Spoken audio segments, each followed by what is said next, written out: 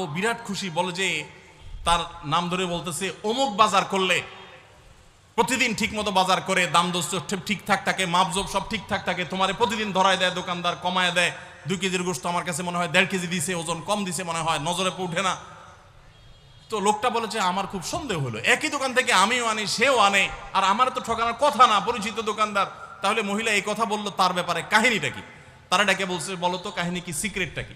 তো লোকটা বলতেছে যে স্যার সত্য বলতে কি, আমি গোশত 3 কেজি কিনলে ম্যাডামকে বলতাম 2 কেজি, 1000 টাকা কিনলে ম্যাডামরে বলতাম 500 টাকা, টাকা তো আপনি দিবেন, আপনার সাথে বোঝাপড়া হবে, কিন্তু আমি জানি বাসায় এটা বললে বউরা খুশি থাকে, তো এই জন্য আমি একটু কমায় কমায় বলি দাম, আর জিনিস কমায় কমায় বলি। তখন সে প্রতিদিন 2 কেজি মাংস যেটা দেখে আপনি আনেন, আজকে দেখে যে সে 1 কেজি মাংস ওই পরিমাণ, তখন সে তো খুশি হবেই স্যার।